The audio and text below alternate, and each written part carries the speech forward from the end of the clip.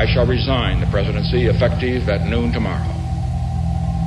Vice President Ford will be sworn in as president at that hour in this office. This morning, as he left his home to come here for this occasion, said it was indeed one of the saddest incidents that he's ever seen. There's the president waving goodbye. You hear the applause.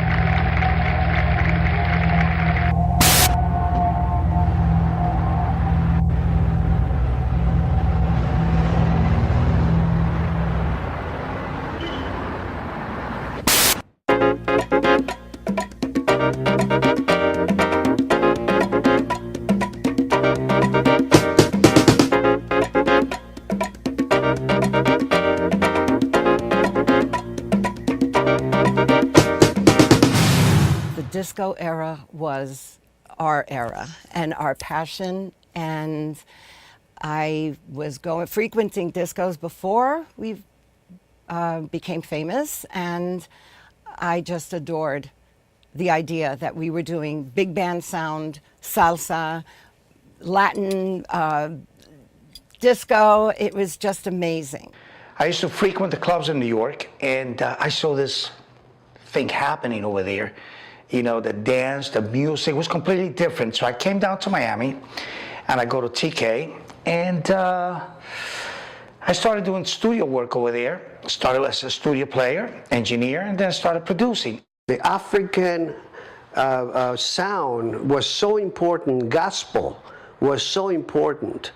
You know, the Motown, R&B music was all of that combination, rock and roll, developed into the disco scene eventually. Dr. Buzzard's Savannah Band was different because we were more of a fusion band of disco, big band, and Latin. Those were the main ingredients of our sound, which set us aside from the rest of the disco sound. I took this sound that I really like, this Afro-Cuban sound, no Latin, but Afro-Cuban sound, and I put it to what TK was famous for, the R&B sound. And we created what later on it was called the Miami sound. That's basically what was happening at the time. So then I heard all this European influence coming out of Europe and all the big records in New York, and I went ahead and I added that to it, the strings, and that's how Amant got created. Then I started commuting back and forth, and then right around that time I met the people from Prelude Records, and that's when I signed with them and I did Passion. There's a similarity between Amant and Passion because it's my sound. So in 1979, exactly March 9, 1979, they created Super Q. Super Q, I love you. La mejor música la tocas tú. The first bilingual station in the whole country. At that time, disco was super hot. Music was so amazing to be able to choose the latest music that was coming out from Philadelphia. The introduction of the disco started right there in 72, 73 was coming out from Philadelphia with Harold Melvin and the Blue Notes, the OJs and the Tramps, which I have to give credit to Earl Young from the Tramps, the founder of the Tramps, because he is the creator of the disco beat.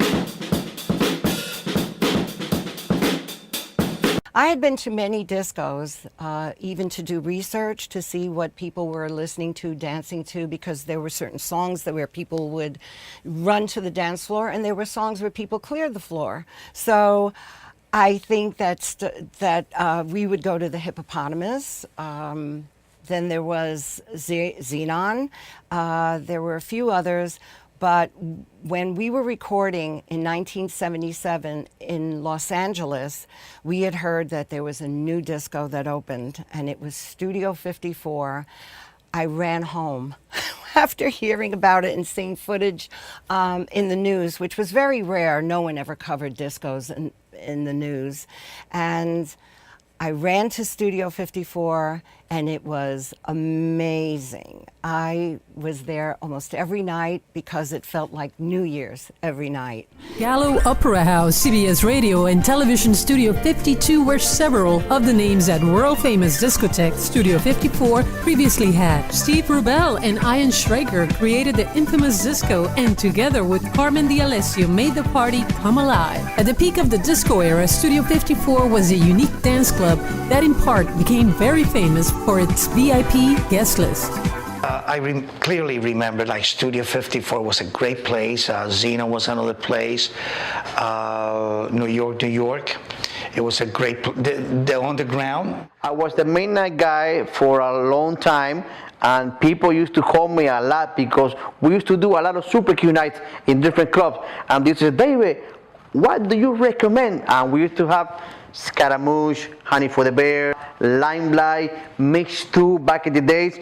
The first thing I remember about walking into the Limelight was when you walked in, everything hit you all at once. It was the lights, it was the music, it was the people, it was the clothing, the couture, the whole sum of the parts is what hit you. And then as you walk through and you're getting closer to the music and the music's pounding a little more and the people are buzzing and the club is electric, you just kind of could take it all in a little bit at a time. But it was just an experience that you never forget. The hype of the disco started to take effect. In 1976, the club DJ, had the power. The record was nothing without the DJ. The DJ was the one that made the record. Don't let anybody kid you. If the DJ played it, great. If they didn't play it, you could have the best song in the world, would never make it. The audience was captivated by what we were doing. We were enjoying the music, but at the same time we were making history by changing the playing, how we play, how we introduce a song. At that time, DJs were like wanting to expand. They were tired of going into the 3-minute, and they needed, not only a bathroom break, but to talk to the girls and all of that. So what happened is they started playing 2 records, and then we decided, actually, a lot of the independents decided at basically the same time, so I won't put claim to one particular label, but that's how the 12-inch was created. Not only it extended the sound, the music for 7-8 minutes or whatever, but it also created what many people don't realize. It was a bigger sound, because when you cut the records, the grooves were wider. So therefore, you had a bigger bass sound. And that was, heaven for the DJs. Early on, the promoters would go to the radio stations. The radio stations were getting all the products, so to speak. They would play 45s because they used to still sell commercials, so they didn't have the luxury of having the time that we did. But we introduced the music differently in the clubs, and the audience were going crazy because they wanted to buy the song the way we played it. Ray Caviano had decided the best way to program this, to promote this, was to release it and take it to Fire Island and the gay community. The gay community played it constantly at tea time, their discos, and we would walk along the boardwalk and hear it from every house, a different cut from the whole album. It was embraced, and within that time, after the Fire Island season ended, it was already played on the radio. We were playing Sleep Q. We would Sleep Q and changing records. That's basically how we used to do. Changing one record to the next. There was no beat matching or anything like that. So we were all wondering, I said, what is this guy doing so differently that is everybody's excited about? So I took one night off. I went on a Wednesday to Queens, and I went into this club called the Monastery. And there is this gentleman by the name of Paul Casella. All of a sudden, I went like, what is he doing? How is he doing this? Playing 45s, which we were playing, I would say about 80% of the evening we were playing 45s. And he was just seamlessly connecting this records together. When I was at the Limelight, Bobby Lombardi was the DJ, and I spent many a night in the DJ booth. He was wonderful. My favorite mix, you ask, what is that, Lucille? I will never forget, and it may not be spectacular to anybody else, but it was pure Bobby Lombardi. Amy Stewart, Knock on Wood, would be playing, and he would mix Gonzalez, I Haven't Stopped Dancing Yet, right into it. And you'd hear, dun, dun, dun, I haven't stopped dancing, dun, dun, dun, I haven't stopped dancing. And it would go, and I'd be out on that dance floor with my friends. I was like the best mix ever. This is Spanky broadcasting live from the Limelight on Studio 107. There's 43 minutes left to 1978. Can't wait till then. WSDO, Fort Lauderdale, Miami. Studio 107. Remember, I was not just a producer or an artist, I was a songwriter. So I would get my energy from the dance floor. So I would personally take the records, play it, give it to the DJ to play. I would watch what was happening. I had to feel the vibe. That would give me an idea to maybe create another song. There's a lot of songs I got. It's still in the can, but it's created like that with the atmosphere for the people. Radio DJs were a little bit falling behind because of the impact that we have done. I had a manager in those days by the name of Roy Webb, and he presented an idea to 3 radio stations. One of them was WKTU 92 FM. Super Q was born on an idea from Herb Levine and Julio Mendez. They were the general managers of WQBA, and the company Susquehanna Broadcasting bought out WQBA FM. Castellanos was our first discotheque doing live transmission with Grace Jones, Fran Jolie. One radio station I have to give credit to, which is 92 KTU. They decided to give this man the opportunity to do the show, which I was part of it, in 1977. We started at midnight, called The Boogeyman. This is Roy Webb on the Sirius Disco Sound in New York. WKTU FM 92. So stay high. I never forget that day. They invited me over to the radio station, and there is 2 turntables and a mixer. That's it. A little square, little room there, and I'm going, wait a minute, I'm not used to this. Where is the audience? I want to play in front of the audience. I mean, we're used to getting the reaction, immediate reaction from that. But that's what it was, and I had the pleasure to do this show with a good friend of, to this day, D.C. LaRue. Very, very charismatic guy, very creative man. One of the things that really helped them on record is that Pac on KTU 92 in New York used it as his opening song, his theme song, and that was great. Thank you, Pac, if you're listening to me.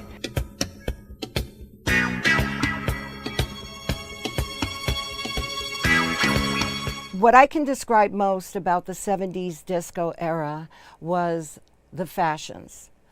2 words.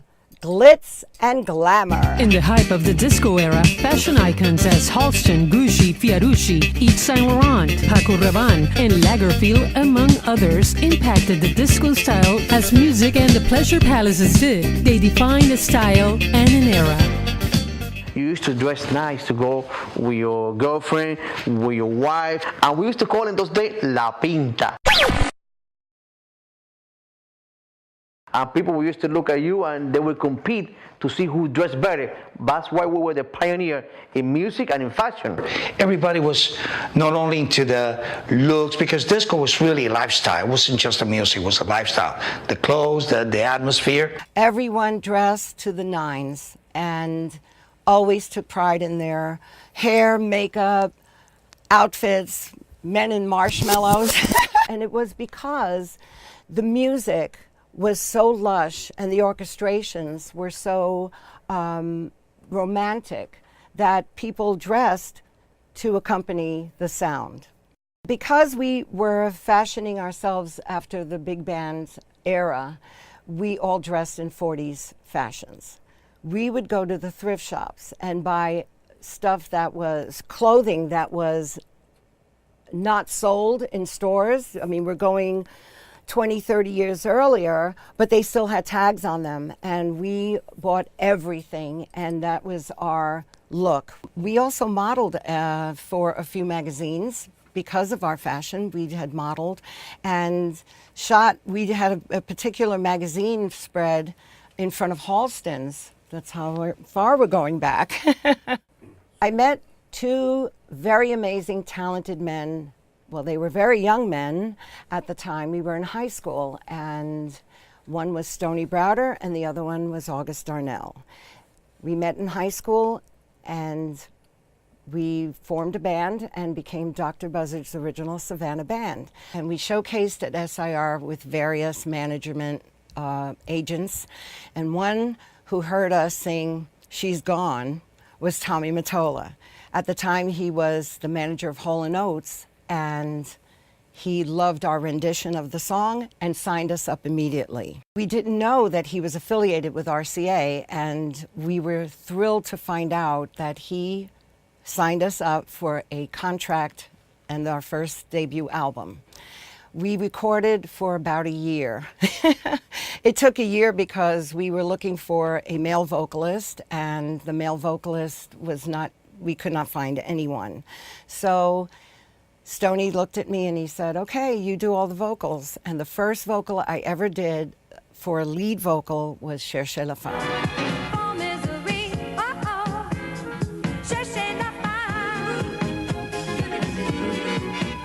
Cherchez la Femme is an expression. It's an old French expression that was used in many old movies, and it is look for the woman. It means behind every man's problem is a woman. And we used Tommy Mottola's name. We had a fictitious name that we used, and because we wanted to pay tribute for all he had done for us, to give us the opportunity to have a career in music as a recording artist, we immortalized him by using his name.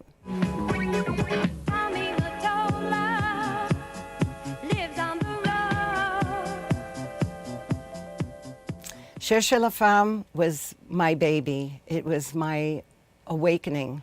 I had never sung leads before.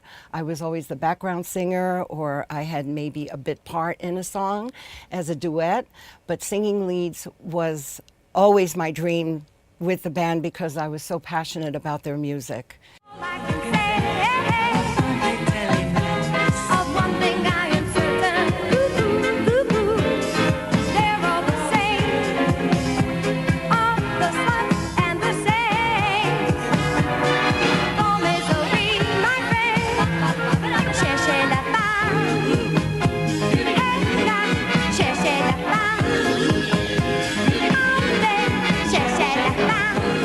Well, David Mancuso developed the loft, created the loft, created the by invitation only. David Mancuso, a self-described musical host, enjoyed playing records for his friends since the 60s. And this is how it all began, with his first by invitation only party back in February 14, 1970. Love saved the day. Very important, the record pools. It's like a club where all the DJs, they belong to it, and then the labels will send them promo copies and it will get distributed. I try to aim for records that were like happy records, high energy type of records that could be played at the peak, somewhere between 12 midnight and 2 in the morning. It's all a science, but it's a science that you gotta feel. It's in your blood, you know? It's always been about the music. It has never been about the mixing of the song. Disco was a lifestyle, and DJs, artists, producers, club owners, and the crowd, they were like a family. So the more mingling you did with all of them, the better it was. I remember, oh God, we were going to Trocaderos in San Francisco. Beautiful club, huge club. And I held auditions in New York for dancers and background singers. And I really couldn't find, anybody over there. Then here in Miami, I got introduced to this person, she became like my adopted child, you know. I'll just say her name was Susie. Susana Proillas is the youngest daughter of Cuban political cartoonist Antonio Proillas, creator of Spy vs. Spy for Mad Magazine. Susan started her singing career in South Florida with Mr. Ray Martinez with the group Amant and Passion. She's currently involved in multiple projects with her musical writing talents, with Hollywood movie directors and others in film. She's royalty at Mad Magazine's headquarters, where her presence is always welcome.